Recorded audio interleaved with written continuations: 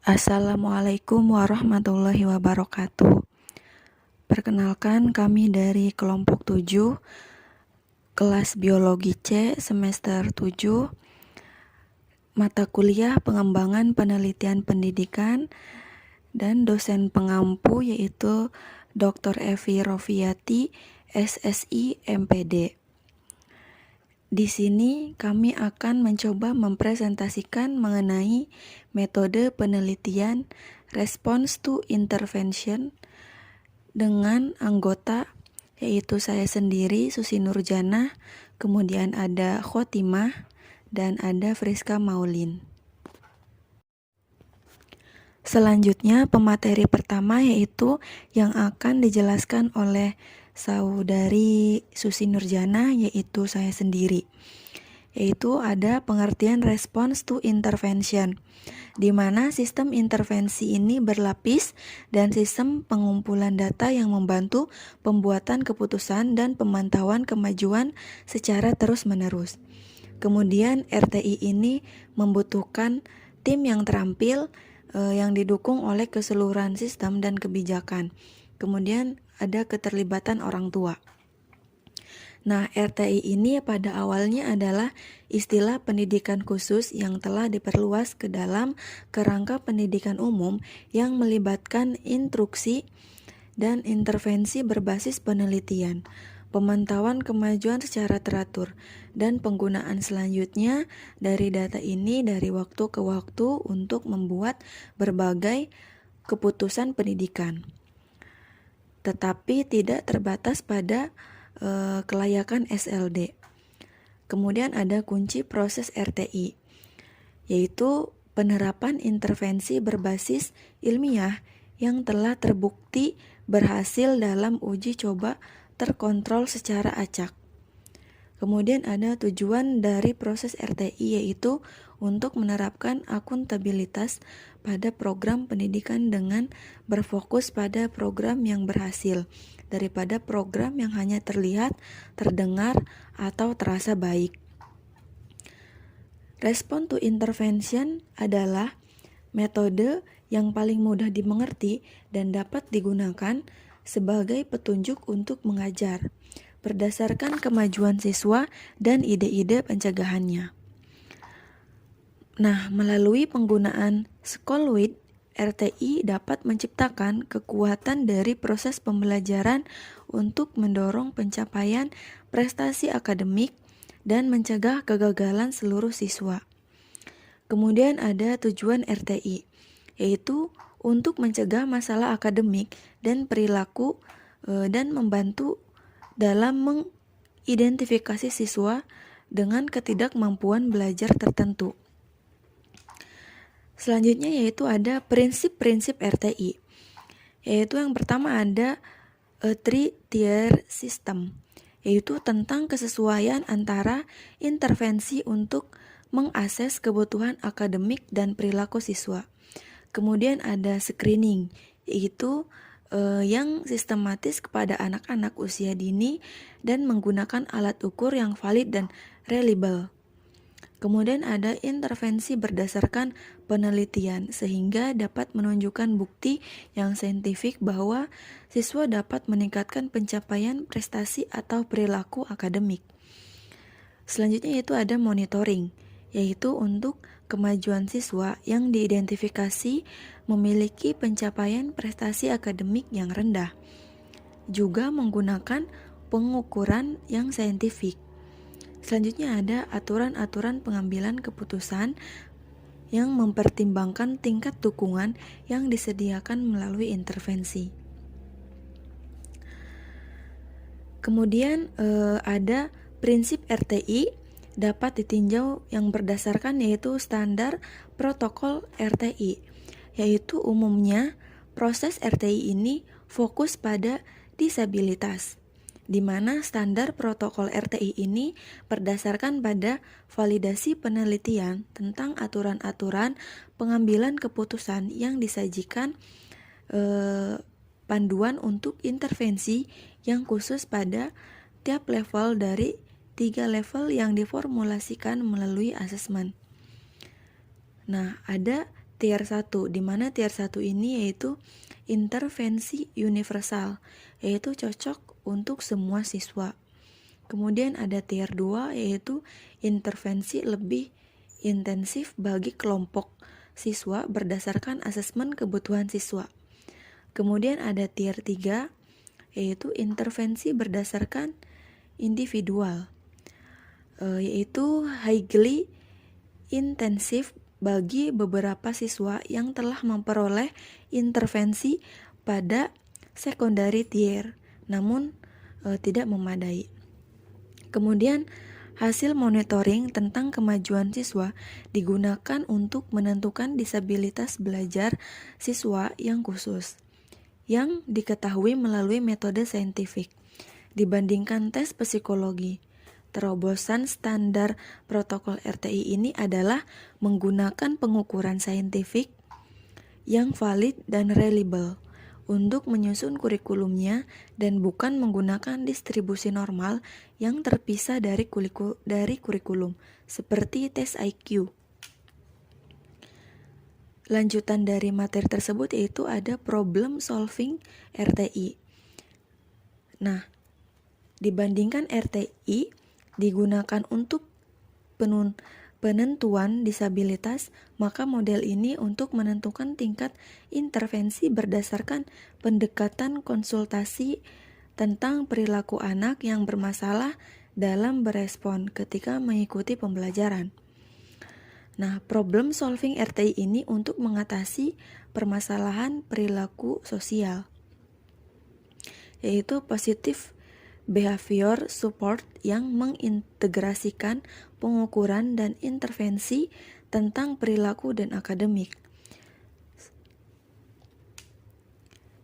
Selanjutnya yaitu ada Schoolwide RTI, yaitu tuntutan yang tinggi kepada guru dalam melakukan asesmen screening monitoring terhadap kemajuan siswa, yaitu menyebabkan praktik RTI ini sulit untuk dilaksanakan. Oleh karena itu diperlukan Schoolwide RTI. Nah, Schoolwide RTI ini merupakan perluasan dari problem solving RTI. Semakin terbuka jalannya karena inisiatif kebijakan pemerintah. Selanjutnya ada materi mengenai komponen RTI, yaitu yang pertama ada pencegahan, kemudian ada identifikasi masalah dengan presisi ilmiah, kemudian ada intervensi yang ditargetkan diarahkan secara andal ke masalah, kemudian ada akuntabilitas untuk melacak hasil intervensi, kemudian ada fokus pada faktor sosio-behavioral yang berkontribusi terhadap masalah. Kemudian ada fokus pada faktor organisme seperti sensorik atau defisit kognitif yang dikontribusi pada masalah.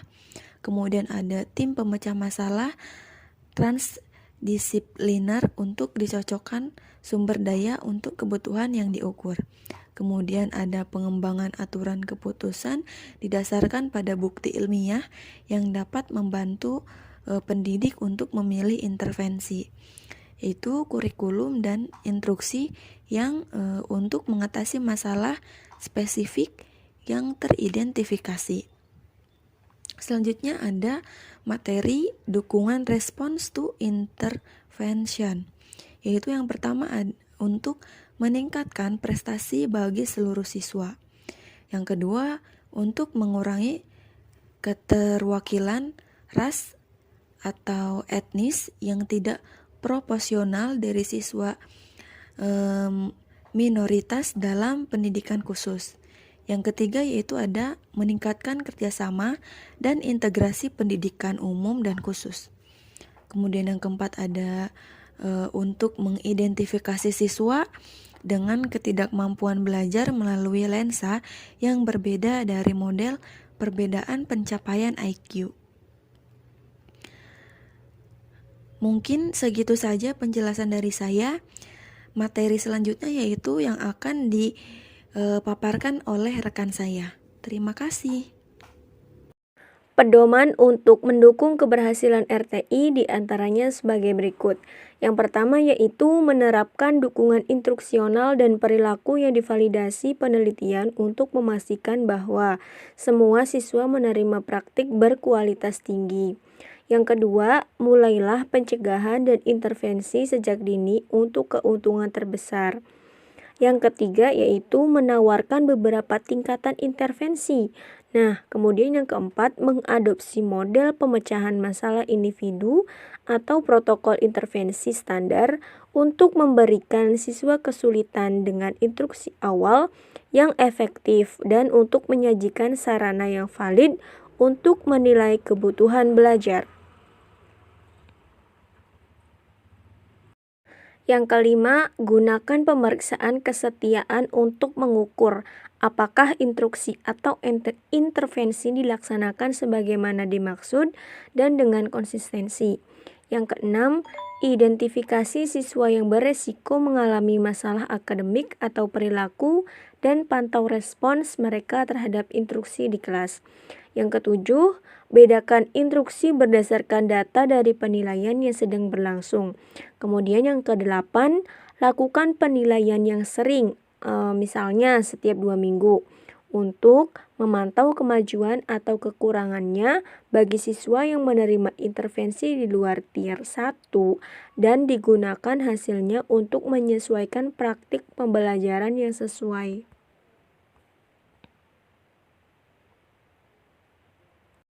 Selanjutnya yaitu yang ke-9 ada menentukan kelayakan untuk pendidikan khusus dan terkait layanan melalui evaluasi komprehensif yang ditentukan oleh tim multidisiplin.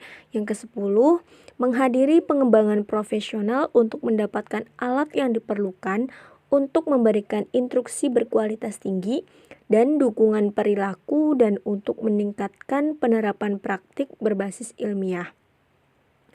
Selanjutnya yang ke-11 ada terbuka untuk dukungan tindak lanjut dan profesi berkelanjutan pengembangan profesional untuk meningkatkan efektivitas guru. Selanjutnya yang ke-12, menggabungkan berbagai format pengelompokan, misalnya berpasangan, kelompok kecil yang dipimpin guru, kelompok heterogen, kelompok homogen, 1 lawan 1. Berikutnya ada ke-13 yaitu berkolaborasi dengan berbagai personil, misalnya pendidik khusus, terapis bicara bahasa, spesialis membaca, tutor, para profesional, dan penyedia layanan lainnya untuk memenuhi kebutuhan siswa di berbagai tingkatan. Selanjutnya yang ke-14, tentukan siapa yang akan mengajar siswa di berbagai tingkatan, misalnya guru kelas, spesialis membaca, atau guru pendidikan khusus. Kemudian yang ke-15, tetapkan tujuan jangka pendek untuk siswa yang kesulitan untuk membantu mendokumentasikan dan melacak kemajuan mereka dan menyesuaikan tujuan ini berdasarkan kemajuan siswa. Dan yang ke-16, kembangkan rencana sekolah untuk masuk dan keluar dari tingkatan. Berikutnya poin ke-17, rencana praktik RTI yang secara budaya responsif terhadap populasi yang dilayani. Yang ke-18, dapatkan dukungan yang konsisten untuk keberlanjutan, baik melalui pelatihan atau pendampingan di lokasi. Selanjutnya, ke-19, libatkan orang tua dan keluarga dalam proses RTI. Nah, dalam prosedur ini harus ada, sehingga orang tua dan keluarga diberitahu dan dilibatkan ketika kesulitan siswa. Dan yang terakhir yang ke-20 yaitu kembangkan pemahaman tentang RTI dan siswa. Selanjutnya ada tanggapan respon to intervention. Yang pertama yaitu kritik menunjuk pada keterlambatan dalam mengidentifikasi siswa yang membutuhkan pendidikan khusus, kesulitan dalam menentukan secara akurat adanya ketidakmampuan belajar dan jumlah pelatihan yang dibutuhkan oleh guru pendidikan umum. Yang kedua yaitu sementara asumsi intinya termasuk bahwa sistem pendidikan dapat secara efektif mengajar semua anak. Interpretasi pendekatan sering tidak memperhitungkan pendidikan berbakat. Piramida terbaik menunjukkan peningkatan intervensi analog untuk anak-anak berbakat dapat ditambahkan ke model sehingga semua anak Selanjutnya ada implementasi LTI.